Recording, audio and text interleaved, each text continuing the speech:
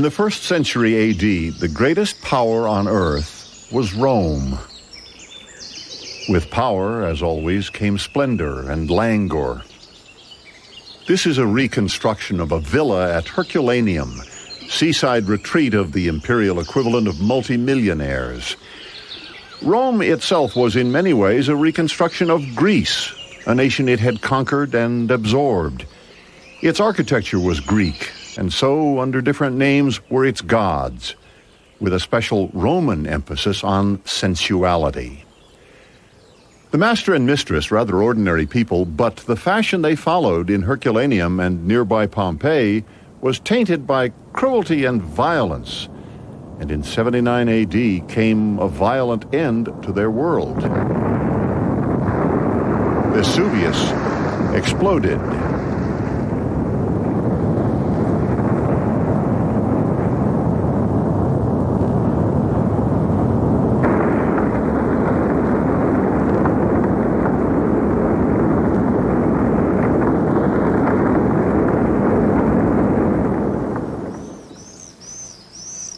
To the archaeologists of a far distant future, Pompeii's destruction has meant preservation. 200 years of patient digging have revealed a frozen moment in the life of Rome. Even closer to the volcano, in Herculaneum, a layer of lava 22 yards deep has been removed.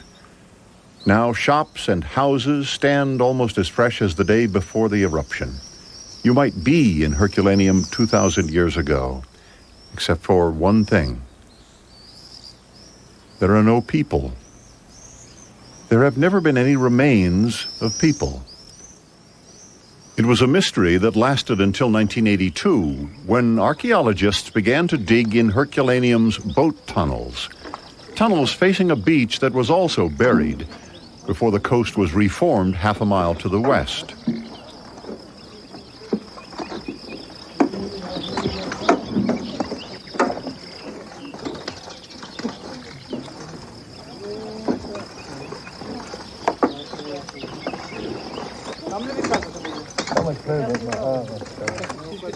And there they were.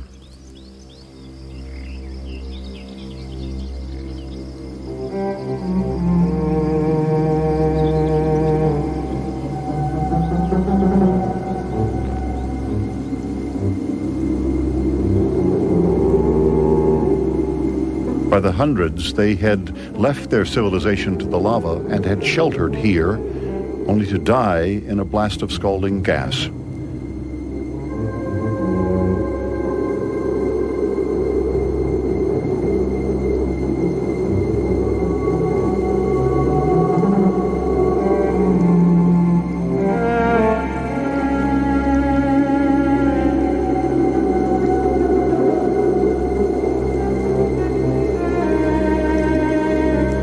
A woman is preserved forever in the act of protecting her child.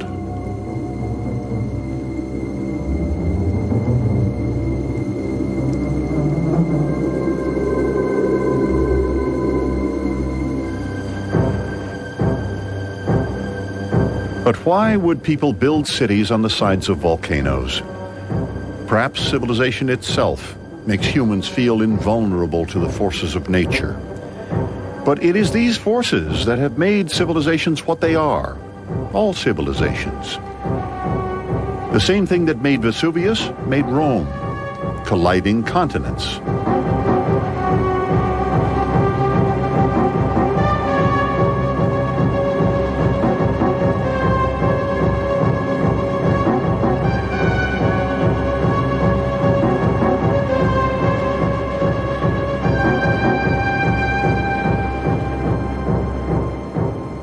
As you vastly increase the timescale, you can begin to see how fluid the Earth's land masses are. 20 million years ago, the continents looked like this. Africa lay further south, and the boot of Italy was upright. Then, as Africa edged north, the boot swung back, creating a ridge of crumpled mountains and a chain of volcanoes erupting down their western side.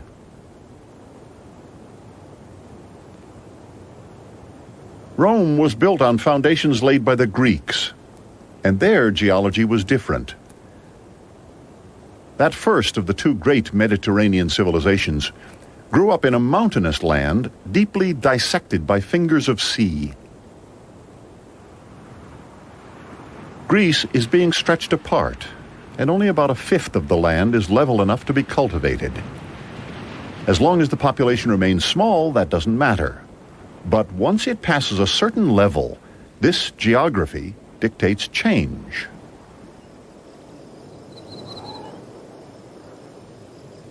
In 800 BC, Delphi was no more than a herdsman's shrine. The golden treasures of the Bronze Age kings were almost forgotten, little more than legends in epic poems. 300 years later, it was the center of the greatest civilization the world had ever seen. Greece had given birth to Europe's theater, philosophy, geometry, not to mention concepts such as tyrant and tragedy. In the sacred grove were treasuries filled with precious gifts from all around the Mediterranean shores. The shrine at Delphi was dedicated to the god Apollo, patron of arts, music, law, order, and in general the finest instincts of humankind. Here, chariot races were held in his honor, the climax of the athletic games that gave us the Olympics.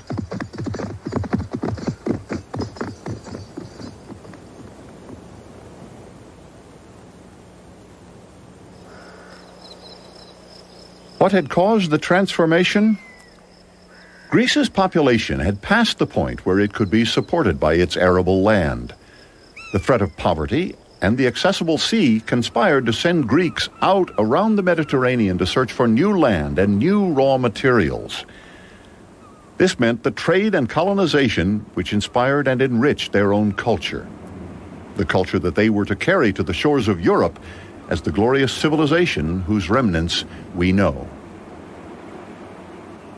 In the Mediterranean, it is possible to go virtually anywhere by following the coastlines, and that is how the Greeks steered. Up the western coast of Italy, the first good sheltered anchorages are in the Bay of Naples. There, on the island of Ischia in 770 BC, the Greek sailors founded a trading post. In the graves where they left behind their comrades was a wine cup. Scratched on it is one of the earliest Greek poems ever found, dating from the time when the language was still written from right to left. Nestor had a most drink-worthy cup, but whoever drinks from this cup will soon be smitten with desire for fair-crowned Aphrodite, the goddess of love. They considered wine an aphrodisiac, or hoped it would be. Beside the bay is Mount Vesuvius. That the Greeks chose not to settle on the mainland had nothing to do with respect for smoldering volcanoes, but rather fear of the warlike locals. Ischia, where they landed, itself is a volcano. In fact, volcanoes, far from deterring settlement, actually attract it. Today, people still live on the slopes of Vesuvius, where they grow the grapes for the same high-quality wines that presumably were drunk in that ancient cup. Because volcanic ash, its minerals fresh from inside the earth, is very fertile. And when the Greeks arrived on Ischia, those soils were already supporting the beginnings of the civilization on the mainland.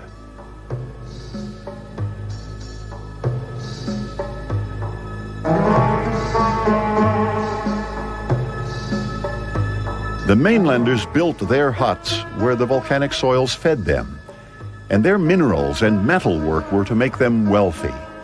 Bronze, an alloy of tin and copper, was why the Greeks had settled on Ischia at all. They wanted as much as they could get, and these shadowy people of the volcanic mainland, the Etruscans, were happy to supply it.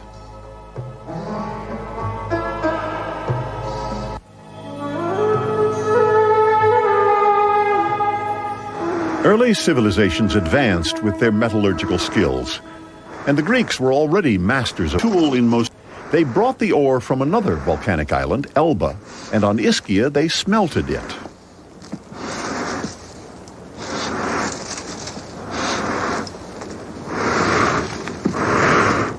Even a whole day in a simple furnace, being blown by a bellows, wasn't enough to melt the ore, only to reduce it to a workable sponge-like bloom. The furnace having cooled, the bloom could be lifted out.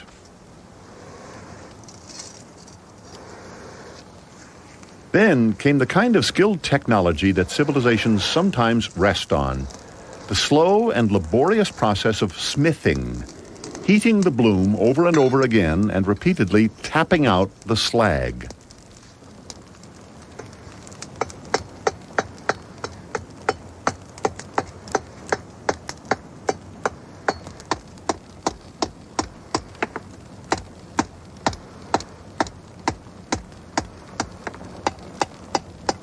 The purity of the iron increased until finally it could be shaped into a tool. But even that was only halfway to the finished metalwork. One reason that iron was so important was its use in shaping the much more sought-after metal, bronze. The Greeks were better at bronze work than the Etruscans, but the Etruscans had the raw material. So there was a busy trade with the mainland. Bronze, other metals, foodstuffs, for some of the most prized commodities in Europe, fine Greek armor and pottery.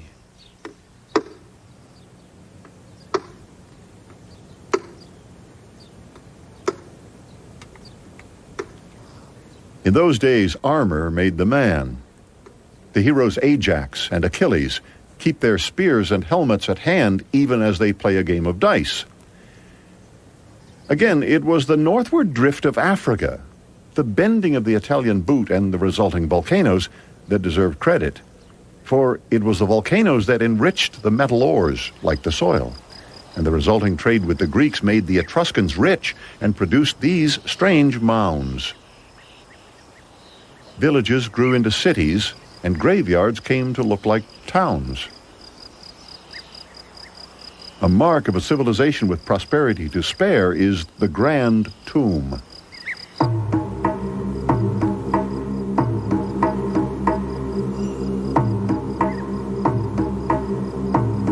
These final resting places, carved out of solid volcanic rock at Caere, appear to be as spacious and comfortable as their owners' houses.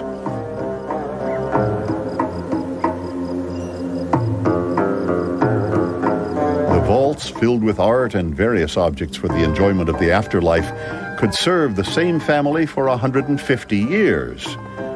The decor derives not only from Greece, but from cultures as far away as the Black Sea and the Middle East, fashions brought to Italy along with the Mediterranean trade that thrived in the 6th century BC.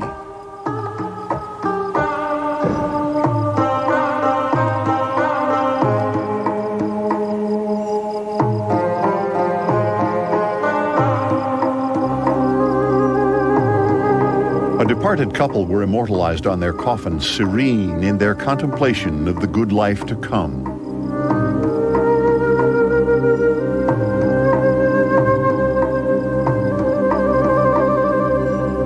Their wines and perfumes, imported, of course, from Greece, were sold in expensive pots, the best of which came from Corinth.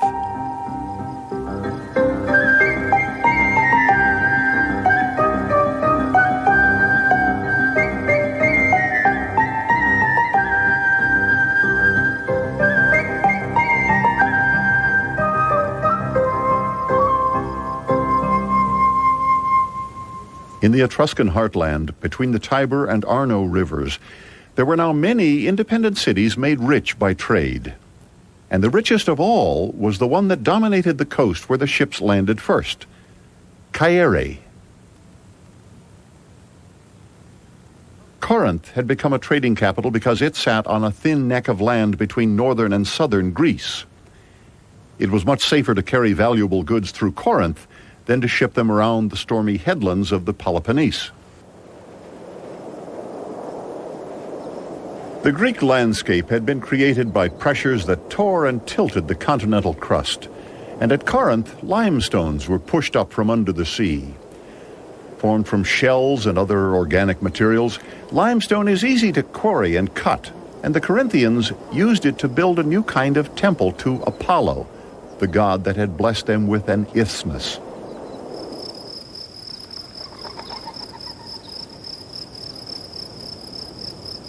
Single columns of stone, rather than wood, were used as pillars. This could have been the ostentation of one of the world's wealthiest cities, or it could have been the only choice if the local forests had already been cut down.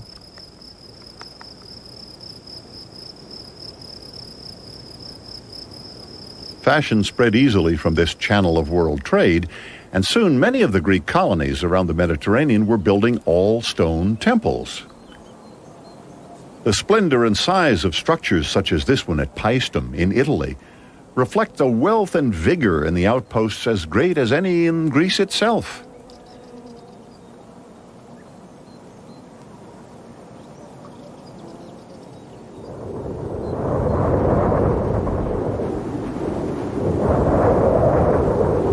Sicily, Mount Etna.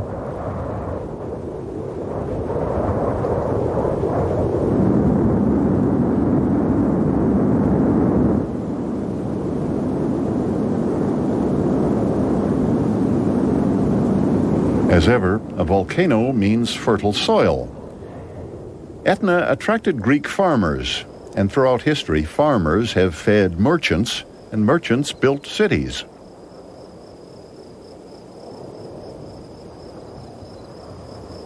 Taormina, Megara Hybla, Syracuse.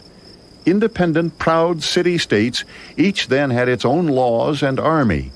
This was the brave new world of the 6th century BC. By the end of that century, the Etruscans had expanded in the only direction where there were no Greeks, northwards. And the Greeks had spread their cultural empire virtually everywhere along the northern and eastern shores of the Mediterranean and even around the Black Sea, separate city-states tied together by language and commerce. The Phoenicians of Carthage, also great traders, had colonized the southwestern shores and were rivals of the Greeks, while the Near East was dominated by the Empire of Babylon. The principal attraction to Greek settlement was always the main thing they lacked at home: fertile farmland. In Athens, corn became so important that wages were paid in it, and the early coins of some cities upheld the value of grain. Two of the most appeased of the Greek deities to whom farmers gave these clay tablets were the goddess of the earth's fruits, Demeter, and the god who had taught men to make wine, Dionysus, the central figure of the year's main celebrations.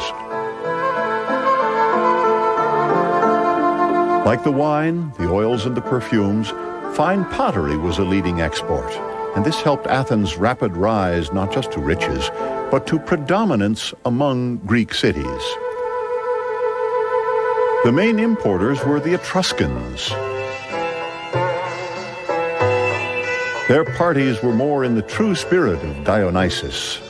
At least there were women at them, the white figures in these tomb paintings at Tarquinia.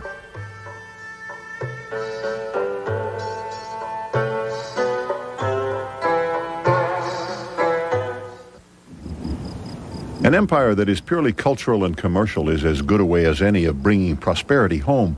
But in the early 5th century BC, fierce economic competition among independent cities began to look more like dangerous disunity, while another kind of empire was looming in the east.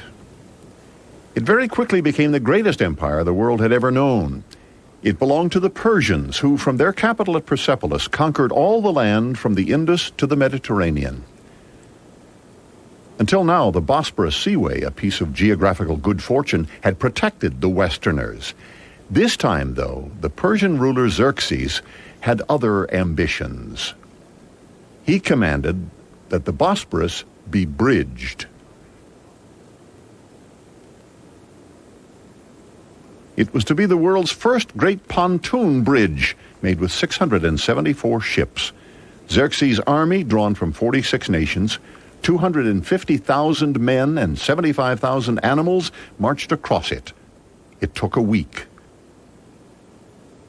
At the same time, 1,000 Persian warships sailed around the coast.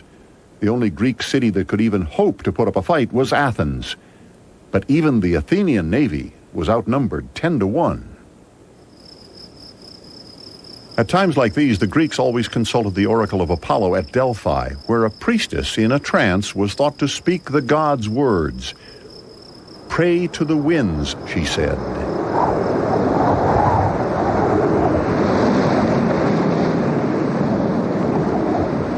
They prayed, and a great storm blew up and demolished 400 of the Persian ships.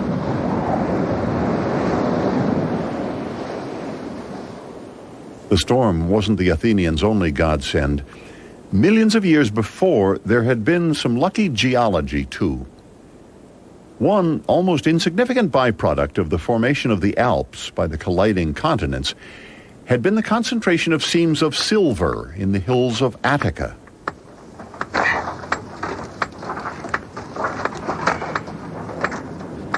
For many years before the Persian invasion, Athens had had slaves at work mining these.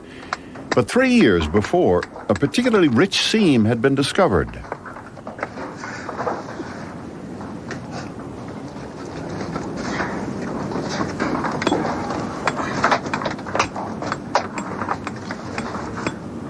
The slaves were mostly prisoners of war, and there were almost as many of them as there were free citizens of the Athenian democracy.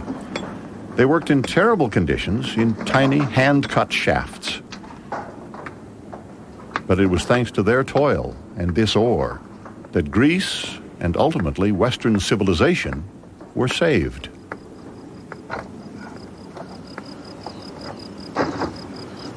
With the silver, Athens bought a new fleet.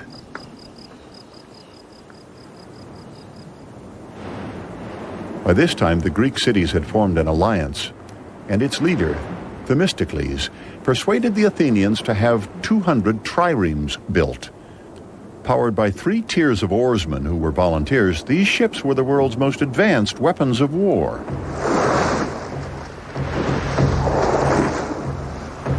Still, as the Greek warriors said goodbye to their families, they could only have felt deep pessimism.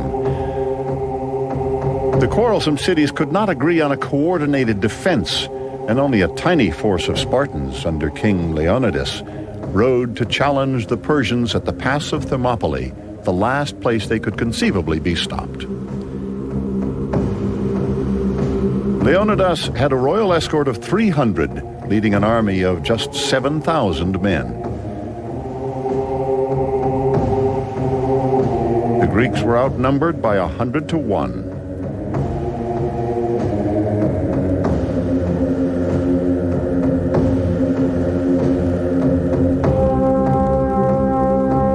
Out for 2 days, and they all died.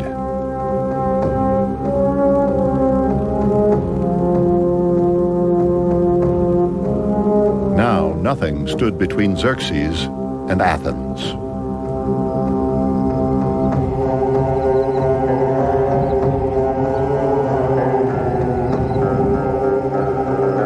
Before the Persians arrived, the Athenians fled.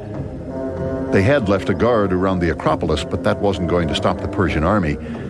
And that night the soldiers climbed the cliffs and looted the golden treasures of the Temple of Athena.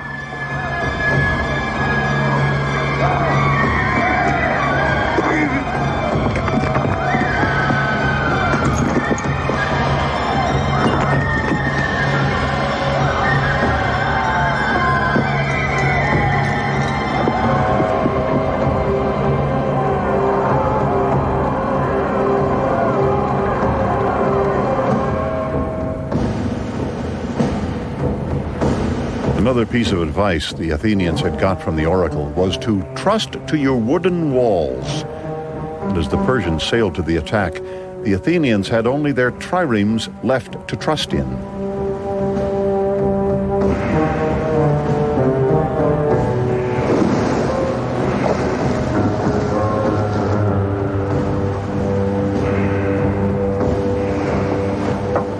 Triremes were essentially oar-powered torpedoes.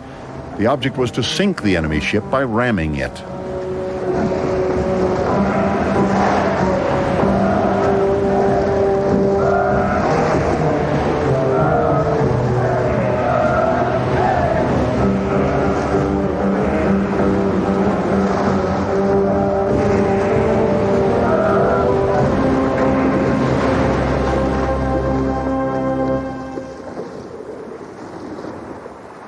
Without its fleet, the Persian army was stranded and soon defeated.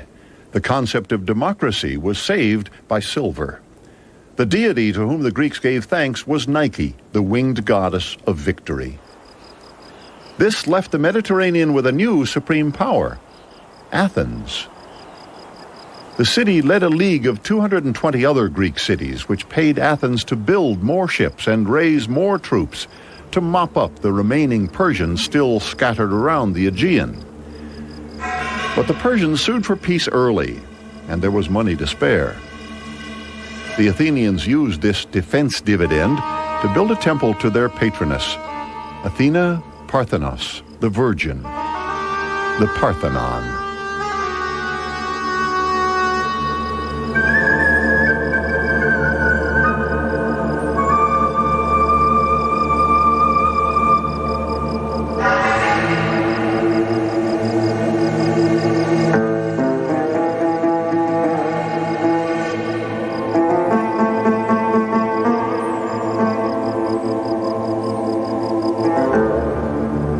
Inside, the goddess's gigantic statue was made of ivory and half a ton of gold.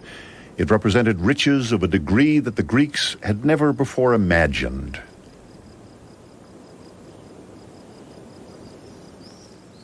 The brash colonial cities in particular now tried to outspend and outbuild Athens. The Temple of Neptune at Paestum in Italy.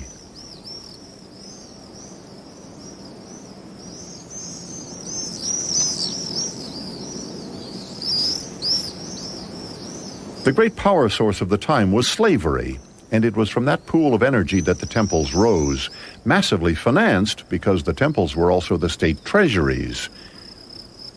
And as the architecture piled up, so did civic pride, jealousy, fear, overspending, and greed broke out.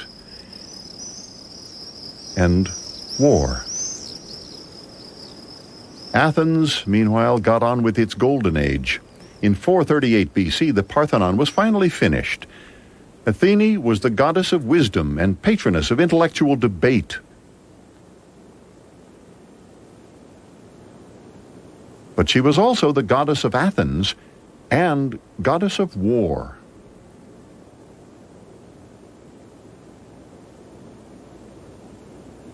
On the Acropolis, there was a temple to victory, adorned with bronze warriors, the epitome of masculine virtue. As far as the Athenians were concerned, their state was invincible. War only meant victory, and victory meant glory. Athens came to be characterized as much by militarism as by reason. In the end, reason lost.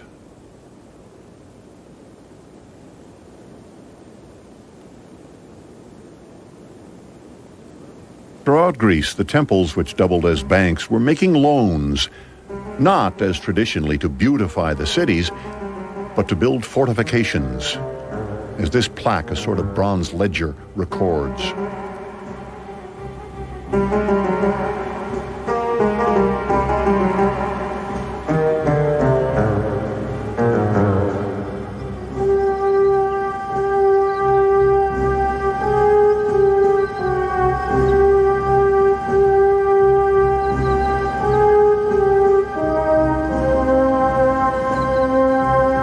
Cities hid behind walls like these at Agostina.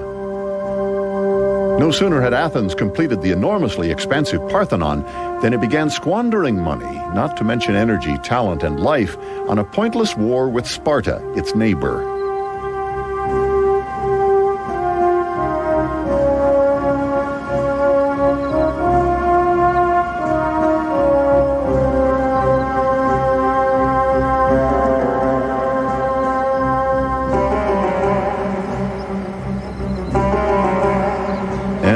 Ambitious overseas adventures.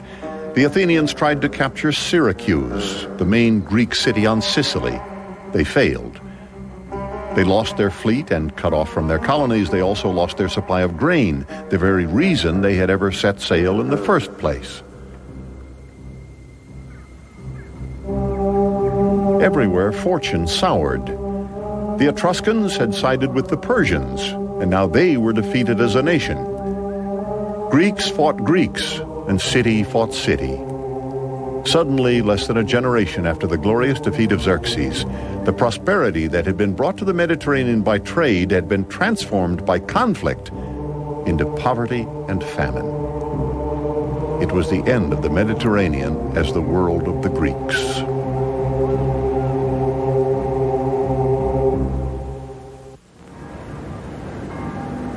"500 years later, built around the same sea, on the same resources, the Mediterranean had become the world of the Romans. What had happened? The Roman Empire was not so much a culture as a state. Its epicenter was the Forum.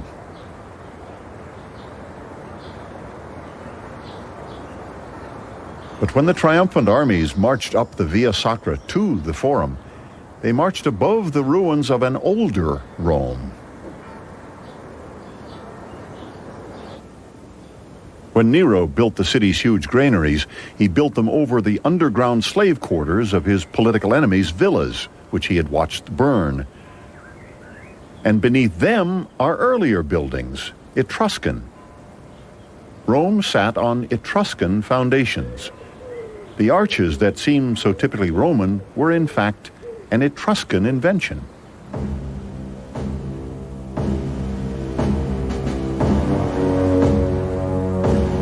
Even the bronze statue of the wolf suckling Romulus and Remus, Rome's legendary founders, is Etruscan.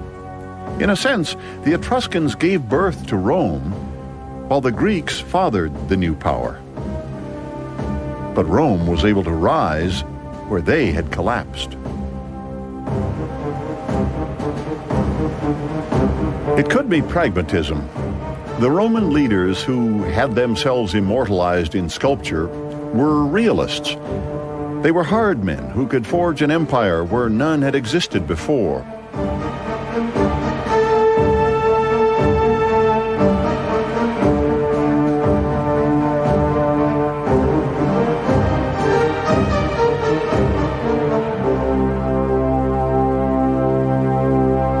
By 100 BC, the Romans had taken the entire Italian peninsula from the remnants of the Etruscans and Greeks, and Spain and North Africa from the Carthaginians. But there was a part of the world where Rome held no more sway than any other Mediterranean power ever had, to the north. Beyond the maritime Alps stood Europe and the fortifications of barbarian Gaul. Rocca Pertuse, a barbarian sacred site. Civilization means a society with cities, which are thought to confer certain refinements on a culture.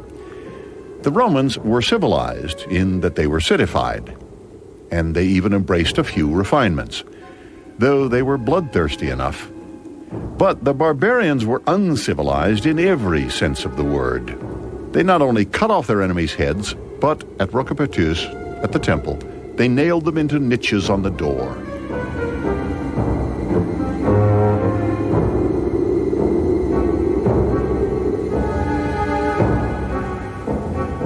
The battles between barbarians and Romans were fierce, but on balance the civilized warriors beat what they viewed as naked savages and forced their way north.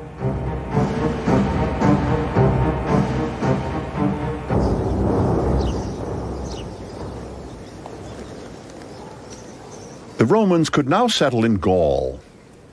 To their first province, still called Provence, they brought the culture that had begun in Greece. But now it traveled over land.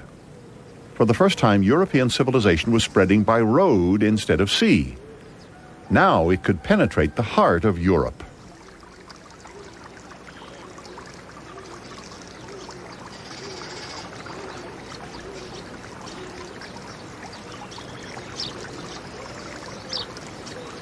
The Roman urge was to keep pushing north towards new territory, new resources, and a new supply of slaves. But between the Romans and those riches was a frustrating barrier: the Alps. Mountains were thought at least to be the realm of the gods. Whatever they were certainly not the place for Romans. And what lay beyond the mountains, if indeed the mountains ever stopped, was anyone's guess. It was bound to make the soldiers grumble, being wetter and colder than Italy, with more severe seasons.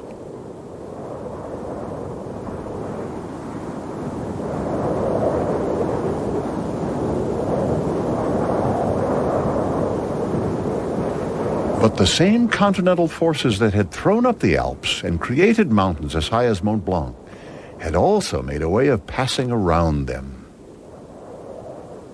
Like much of the more extreme geography of Europe, the Alps were a result of the northward drift of Africa, and as they rose, a split in the crust formed on the western side of the mountains, causing volcanoes to erupt and subside. This rift became the valleys of the Rhone and the Rhine. But as the Romans were coming up from Italy, the traffic on these natural highways was running heavily southwards. Hordes of Teutonic barbarians were pouring out of northern Europe, destroying towns and countryside and threatening Rome itself. The Romans met them here, beneath Mont Sainte-Victoire, and killed 100,000. They captured another 100,000 as slaves, a bonanza of free labor.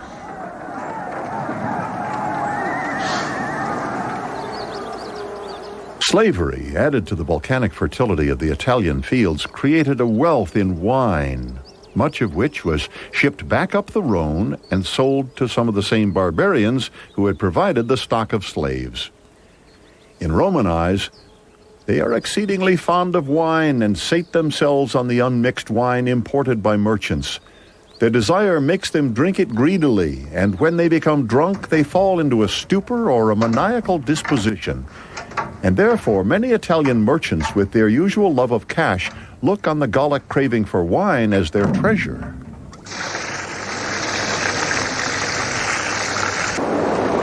Merchant vessels were heavily loaded. This wreck of a comparatively small boat at the mouth of the Rhone holds 400 tons of cargo, including 6,000 5-gallon wine casks.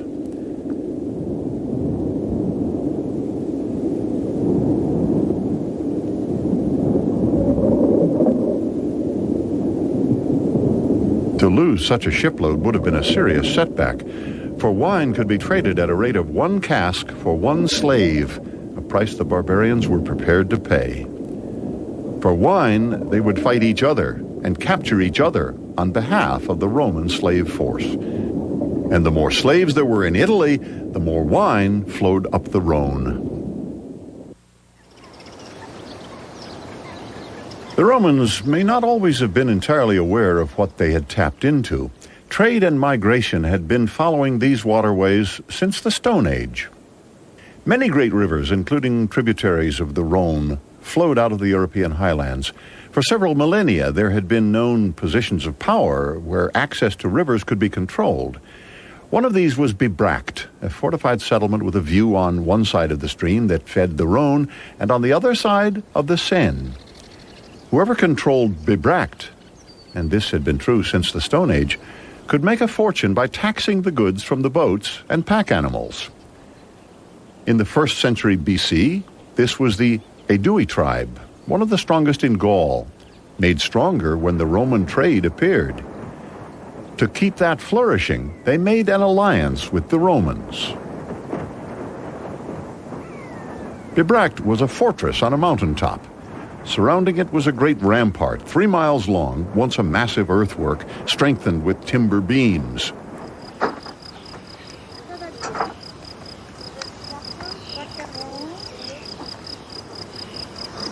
Since 1984, an international team of archaeologists have been excavating this vast settlement, inch by inch, analyzing it.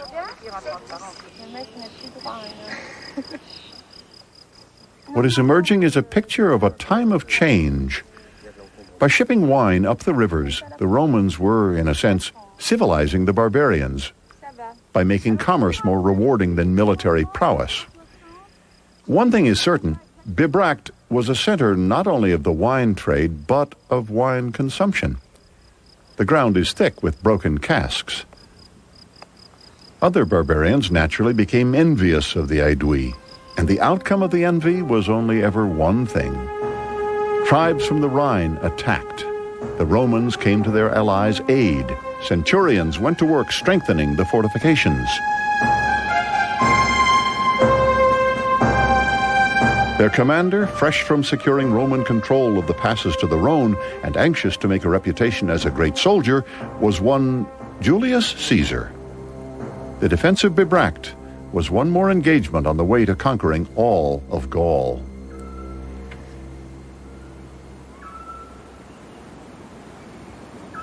But Caesar wasn't the only warrior who wanted Gaul. To the west was Vercingetorix, the chief of the main tribe of the Auvergne. Once again, volcanic soils had brought fertility, wealth, and power to his people. He resented the Roman presence in his country and dreamed of driving the centurions back to their own peninsula.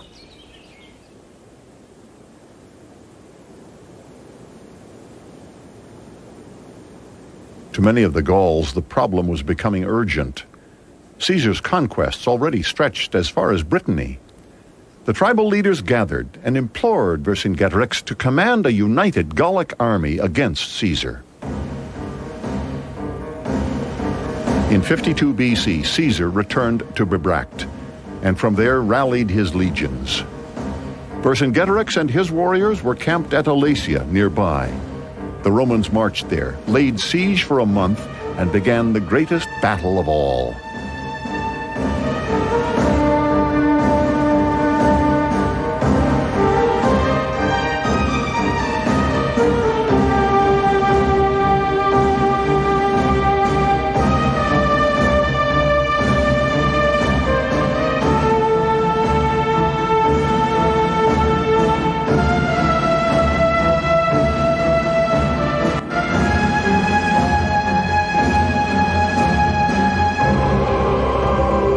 Tribes lost. Rome controlled Gaul all the way to the Rhine. Vercingetorix was captured, displayed as a trophy on Caesar's triumphant return to Rome, and executed. Caesar himself became dictator of Rome, and 4 years later was murdered in the Forum. The Roman peace and prosperity stretched from the Bosporus to Gibraltar, Brittany to the Rhine, Africa to Scotland. But Roman power was doomed by the very force that created it: constant expansion. The city needed a perpetual supply of fresh bounty, more slaves, more resources. The length of the boundaries of the empire grew to 26,000 miles, more than its armies could defend. And the time came, finally, when the barbarians broke through. In the same year that Vesuvius buried Pompey, Roman slaves finished building the Colosseum, a monument to the power of civilization to transform a region's resources into artifacts of human culture. Roman culture still survives in our cities, our languages, our civilization. Rome fell, but it left a foundation north of the Alps on which Europe itself would be constructed.